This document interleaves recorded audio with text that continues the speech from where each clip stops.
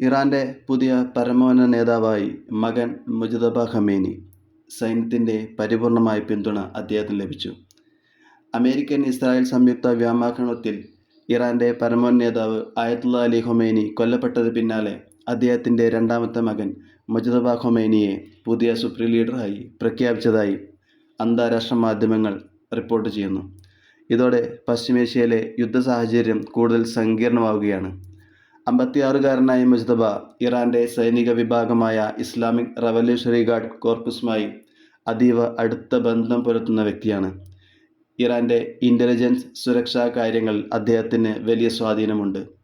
പിതാവിനെ പോലെ തന്നെ അമേരിക്കക്കും ഇസ്രായേലിനുമെതിരെ വിട്ടുവീഴ്ചയില്ലാത്തതും കടുത്തതുമായ നിലപാടുകൾ സ്വീകരിക്കുന്ന നേതാവാണ് മുജ്തബ. 1979-ലെ ഇസ്ലാമിക് വിപ്ലവത്തിന് ശേഷം പാരമ്പര്യമായി അധികാരം കൈമാറുന്നത് ഇറാന്റെ ഭരണഘടനയ്ക്ക് എതിരാണെന്ന വാദം ശക്തമാണ്. എന്നാൽ നിലവിലെ ഈ അടിയന്തര യുദ്ധസാഹചര്യത്തിൽ സൈന്യത്തിന് അദ്ദേഹത്തിൻ്റെയും കടുത്ത മതപണ്ഡിതന്മാരുടെയും പൂർണ്ണ പിന്തുണ മുജ്തബക്കാണ് ലഭിച്ചിട്ടുള്ളത്. പശ്ചിമേഷ്യൻ യുദ്ധത്തിന്റെ ഗതി ഇനി പ്രധാനമായും നിയന്ത്രിക്കുന്നത് മുജ്തബ ഖമേനി ആയിരിക്കും.